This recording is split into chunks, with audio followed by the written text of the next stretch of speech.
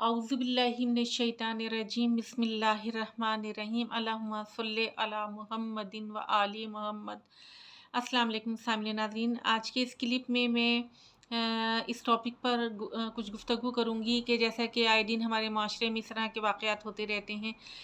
कि किसी भी शख्स को गुस्ताख़ रसूल के ज़ुमरे में तशद्दुद का निशाना बनाया जाता है, यहाँ तक कि उसकी डेथ ही हो जाती है। तो हालांकि क़वानीन मौजूद हैं और फिर ये कि तहकीक किए बगैर क्या आया कि वो शख्स गुस्ताख़ी रसूल का मुर्तकिब हुआ भी है या नहीं हुआ और उसको तशद्दुद का निशाना बना दिया जाता है। तो आज के इस क्लिप का आगाज़ मैं फ़ारसी के एक बहुत ही खूबसूरत शेर से करूँगी। किसी शायर ने क्या खूब कहा है, हुस्न यूसुफ दमे ईसा यद बैज़ा दारी, हुस्न यूसुफ दमे ईसा यद बैज़ा दारी, औंचे खूबा हमा दारन तू तन्हा दारी। के इस फ़ारसी के शेर का उर्दू तर्जुमा ये है कि वो तमाम मुइज़्ज़ात व कमालात व सिफ़ात जो दूसरे अम्बिया को अल्लाह ताला ने अलग अलग अता की थी, हमारे रसूल सल्लल्लाहु अलैहि वसल्लम की ज़ात अक़दस में उन तमाम सिफ़ात व कमालात व मोजिज़ात को अल्लाह ताला ने यकजा कर दिया। उसके बाद हमारे इस रसूल की ज़ात अक़दस को खुदा ने कुरान मजीद में कभी ताहा, कभी यासीन, कभी मुदस्सिर और कभी मुज़म्मिल कहकर पुकारा। कभी अल्लाह ताला इरशाद फरमाता है कि यकीनन हमने इस रसूल को रहमतुल लिल आलमीन बनाकर भेजा। और अल्लाह ताला कुरान मजीद में इरशाद फरमाता है कि लक़द काना लकुम फ़ी रसूलिल्लाहि उस्वतन हसना, के इस यकीनन रसूलुल्लाह की ज़ात में तुम्हारे लिए एक बेहतरीन नमूनाए अमल मौजूद है। अब अगर हम अपनी शिया मज़हब की किताबों का मुताला करें तो हमें अपने रसूल की शख्सियत हमें अपनी शिया मज़हब की किताबों में अपने रसूल की शख्सियत का इस कदर खूबसूरत और बावक़ार सी झलक नज़र आती है कि जैसा कि कुरान की इन आयतों के मिज़दाक़ होनी चाहिए। और लेकिन अफ़सोस के साथ ये कहना पड़ेगा कि हमारे दूसरे मकतब फ़िक्र से ताल्लुक़ रखने वाले बरादरान मौर्रिख़ीन ने रसूल की शख्सियत को बयान करने का वो हक़ अदा नहीं किया जो कि उन्हें करना चाहिए था। ऐसी रिवायात किताबों में शामिल कर दी गईं कि जो हमें रसूल की शान के मुताबिक नज़र नहीं आती। वैसे तो इस वक्त जो हमारे बरादरान अहले सुन्नत मौजूद हैं, उनका कसूर इस हद तक तो खैर नहीं है कि उन्होंने ये किताबें लिखी हों। ये किताबें तो बहरहाल सदियों पहले लिखी गई और ये उस ज़माने की लिखी हुई किताबें हैं कि जब मौला अली की शख्सियत पर खुल्लम खुल्ला सबो शतम और हमारे रसूल सल्लल्लाहु अलैहि वसल्लम की शख्सियत का इमेज ख़राब करने के लिए हमारे रसूल की शख्सियत पर ढके छुपे हमले किए गए। तो ये किताबें लिखी तो गई हैं सदियों पहले, लेकिन इस वक्त हमारे बरादरान जो हैं वो इस हद तक कसूरवार ज़रूर हैं कि उन्हें इन रिवायात को डिलीट करना चाहिए था, जो कि 1400 साल में ये काम नहीं किया गया। जबकि रिवायात तो अहादीस की जांच पड़ताल के बड़े खूबसूरत उसूल तो वज़ा किए गए, लेकिन उन उसूलों के मुताबिक जो है वो रिवायात की जांच पड़ताल का काम जो है इतना ट्रांसपेरेंटली नहीं किया गया, जिसकी वजह से आज तक इस तरह की रिवायात जो है किताबों में लिखी हुई हैं कि जो रसूल की शान के मुताबिक हमें नज़र नहीं आती। वैसे तो बहुत सारी रिवायात हैं, लेकिन मैं सिर्फ़ अज़वाजे रसूल की उम्रों के बारे में जो अक़द हमारे रसूल सल्लल्लाहु अलैहि वसल्लम के अक़द जो मुख़्तलिफ़ अज़वाज से उन्होंने किए थे, उनकी उम्रों के बारे में जो गलत रिवायात लिखी हैं, मैं सिर्फ़ उनका ज़िक्र करूँगी। जैसा कि हज़रत ख़दीजा सलामुल्लाह अलैहा की उम्र हमारे शिया मज़हब की किताबों में, जैसे कि मैंने पहले भी कहा कि हमें अपनी रसूल की शख्सियत बड़ी खूबसूरत नज़र आती है जब हम अपनी शिया मज़हब की किताबों का मुताला करते हैं। तो हज़रत ख़दीजा की उम्र जो है वो 18 या 25 साल लिखी है, जो कि बिल्कुल ही मुनासिब उम्र है, क्योंकि रसूल सल्लल्लाहु अलैहि वसल्लम की उम्र भी उस वक्त क्योंकि 25 साल थी।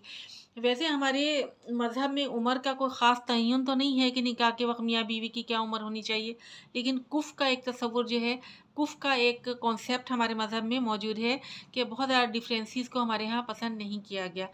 अब इसी के अगेंस्ट जब हम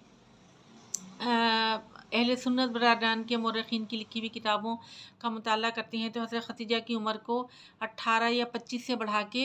40 साल तक कर दिया गया, ताकि रसूल की शख्सियत के बारे में एक अजीब सा इमेज कायम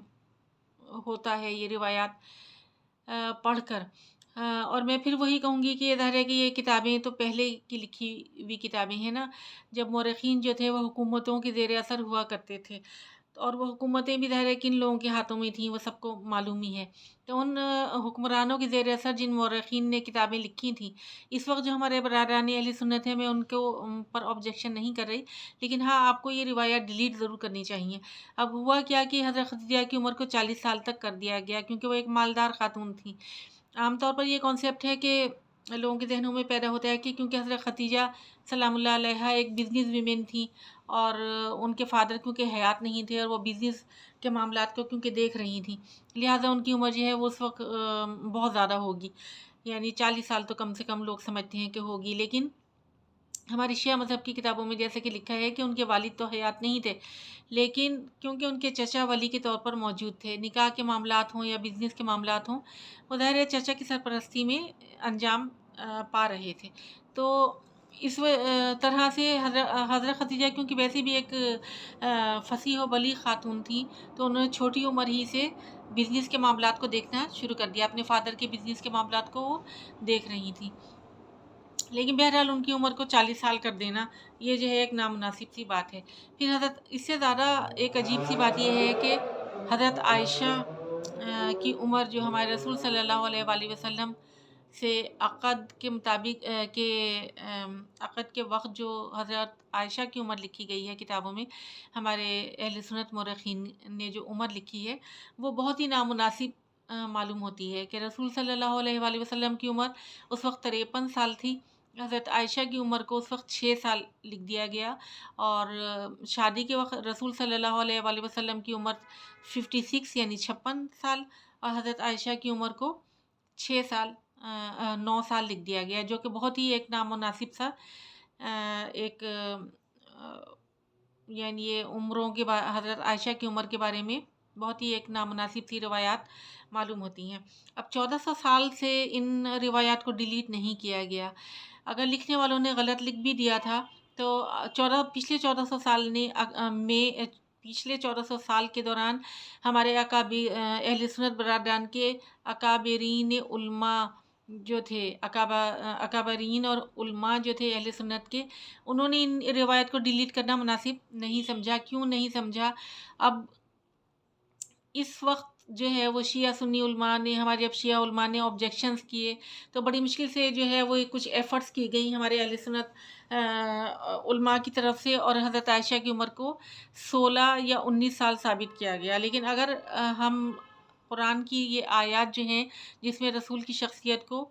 میں ایک بہترین نمونہ عمل قرار دیا کہ رسول کی شخصیت میں ایک بہترین نمونہ عمل تمہارے لیے موجود ہے، تو رسول جب 56 ایئرز کی ایج میں تھے تو اس وقت 16 سال کی کسی بچی سے نکاح کرنا بھی ہمیں رسول کی شخصیت کے مطابق معلوم نہیں ہوتا۔ ہمارے شیعہ مذہب کی کتابوں میں بعض روایات میں 39 ایئرز بھی ایج حضرت عائشہ کی لکھی ہے۔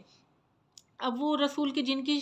شخصیت میں اللہ تعالیٰ قرآن میں ارشاد فرما رہا ہے کہ یہ بہترین نمونہ عمل آپ کے رسول اللہ کی ذات میں ایک بہترین نمونہ عمل تمہارے لیے موجود ہے، تو اب آپ خود ہی اندازہ لگائیں کہ ان روایات میں سے قرآن کی اس آیت کے مصداق کے رسول کی شخصیت میں ایک بہترین نمونہ عمل موجود ہے، آپ کو کون سی روایت صحیح لگے گی؟ 6 یا 9 سال، 16 یا 19 سال، یا پھر 39 ایئرز ایج ہو سکتی ہے، جبکہ رسول کی عمر اس وقت 56 ایئرز تھی۔ تو بہرحال آپ کامنٹس میں ضرور لکھیے گا کہ آپ کے خیال میں رسول جنہیں رحمت للعالمین بنا کر بھیجا گیا تھا، اور وہ 56 ایئرز میں کس عمر کی ایک خاتون سے شادی کر سکتے ہیں؟ 6 سال یا 9 سال یا 16 سال یا 19 سال، یا پھر وہ 40 یا 39 سال کی ایج اس وقت اس زوجہ کی ہو سکتی ہے۔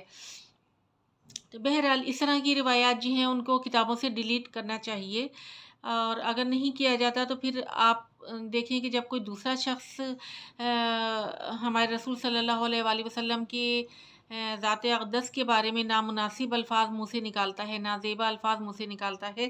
تو ہم میں سے ایک گروہ جو ہے، ظاہر برا تو ہمیں بہت لگتا ہے، اور ہم میں سے کوئی ایک انتہا پسند گروپ اٹھ کے جو ہے اس کو تشدد کا نشانہ بنانا شروع کر دیتا ہے،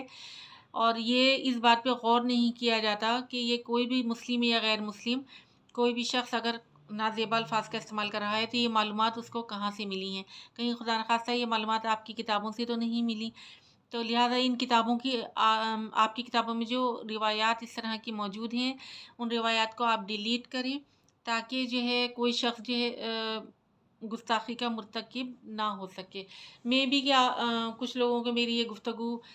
بری لگی ہو یا آپ کی مرضی کے مطابق نہ ہو، لیکن آپ دیکھیں کہ رسول صلی اللہ علیہ وآلہ وسلم کی ذات اقدس کی اتنی زیادہ اہمیت ہمارے لیے ہے کہ اس کائنات میں سب سے عظیم ترین مقدس ترین شخصیت جو ہمارے رسول صلی اللہ علیہ وآلہ وسلم کی ہے، ان کی شخصیت پہ کوئی بھی اگر کسی بھی روایات کوئی ایسی کتابوں میں لکھی ہیں کہ جس سے ہمارے رسول صلی اللہ علیہ وآلہ وسلم کی شان کے مطابق نہیں ہے، تو اس کو ڈیلیٹ ضرور ہونا چاہیے۔ اسی طرح سے ایک روایت یہ بھی اہل سنت مورخین کی لکھی ہوئی کتابوں میں موجود ہے کہ رسول صلی اللہ علیہ وآلہ وسلم جو تھے وہ ان کی ایک زوجہ اتنی چھوٹی سی تھیں کہ ان کو وہ کندھے پہ اٹھاتے تھے اور وہ میلہ دکھانے لے کر چلے جاتے تھے۔ یعنی یہ اس طرح کی روایات ہیں کہ کسی عام انسان کے بارے میں بھی اگر یہ گفتگو کی جائے تو کوئی شاید عام شخص بھی اپنی شان کے مطابق نہیں سمجھتا، نہ یہ کہ یہ روایت ہمارے رسول کے بارے میں کتابوں میں لکھی گئی ہیں۔ تو بہرحال اگر کسی کو میری بات بری لگی ہو تو میں معذرت خواہ ہوں، لیکن بہرحال قرآن کی آیات سے تو ہم انکار نہیں کر سکتے۔ روایات صحیح یا غلط کتابوں میں ہو سکتی ہیں، لیکن قرآن کی پر تو ہم یقین رکھتے ہیں نا۔ قرآن تو ایک ایسی چیز ہے کہ ہر مکتبہ فکر سے تعلق رکھنے والے ہمارے مسلمان کیا ہے، وہ شیعہ ہوں یا سنی ہوں یا اہل حدیث ہوں، وہ یکساں یقین رکھتے ہیں۔ قرآن ایک وہ کتاب ہے، واحد کتاب ہے کہ جس پہ ہم ہر مکتبہ فکر سے تعلق رکھنے والے مسلمان جو ہیں وہ یقین رکھتے ہیں، اور قرآن کی آیتوں سے ہم انکار نہیں کر سکتے۔ روایات سے انکار کر سکتے ہیں، روایات صحیح یا غلط ہو سکتی ہیں، لیکن قرآن کی آیات غلط نہیں ہوتی۔ لہٰذا قرآن میں جب اللہ تعالیٰ نے ارشاد فرما دیا کہ رسول اللہ کی ذات میں تمہارے لیے ایک بہترین نمونہ عمل موجود ہے، تو اس بہترین نمونہ عمل کے اگینسٹ اگر کوئی روایت موجود ہے، اس آیت کے اگینسٹ کوئی روایت اگر رسول کے بارے میں موجود ہے تو اس کو ڈیلیٹ ہونا چاہیے۔